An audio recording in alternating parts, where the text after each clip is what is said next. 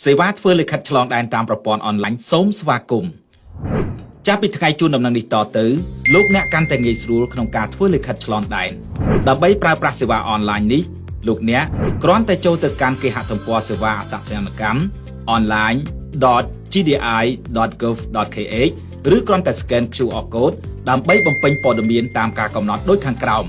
បើសិនជាលោកអ្នកមិនធ្លាប់មានគណនីពីមុនមកទេសូមបង្កើតគណនីថ្មីដោយគ្រាន់តែវាយលេខទូរស័ព្ទដៃចូលប្រអប់ដែលត្រូវបំពេញចុចប៊ូតុងបន្ទាប់ដើម្បីទទួលបានសារលេខ6ខ្ទង់តាមរយៈលេខទូរស័ព្ទដៃដែលអ្នកបានបំពេញយកលេខកូដ6ខ្ទង់បំពេញក្នុងប្រអប់ហើយចុចប៊ូតុងបន្ទាប់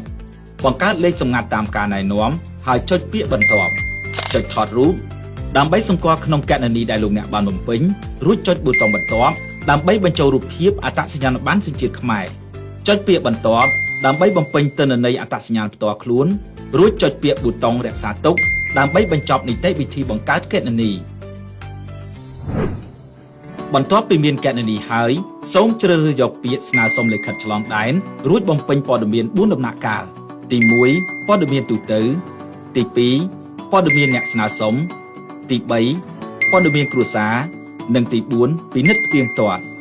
ពិនិត្យផ្ទៀងផ្ទាត់រួចហើយសូមចុចពាក្យរក្សាទុកដើម្បីព្រានចេញមកខាងក្រៅឥឡូវនេះខ្ញុំបំពេញរួចរាល់ហើយតើខ្ញុំត្រូវធ្វើដូចម្តេចទៀតបន្ទាប់ពីបំពេញរួចរាល់សម័យខ្លួនគ្រាន់តែអញ្ជើញទៅកាន់ទីស្នាក់ការឬសាខាលិខិតឆ្លងដែនណាមួយតាមការកំណត់ដើម្បីសម្ភាសថតរូបផ្តិតខ្ចៅដៃនិងបង់ថ្លៃអាករកុំភ្លេចជាប់ជាមួយនៅពាក្យស្នើសុំដែលលោកអ្នកបានបំពេញរួចរាល់ក្នុងប្រព័ន្ធអនឡាញនិងឯកសារយោងមកជាមួយអ្វីដែលកាន់តែពិសេសទៀតនោះ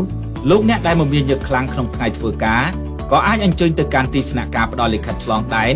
នៅផ្សារទំនើបអេអនពីសែនសុខរៀងរាល់ថ្ងៃសៅរ៍និងអាទិត្យដើម្បីទទួលសេវានេះយើងខ្ញុំរងចាំផ្ដល់សេវា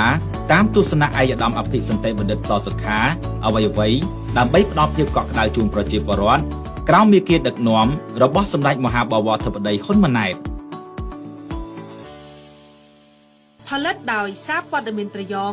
សហការសម្របសម្រួលដោយក្រសួងមហាផ្ទៃ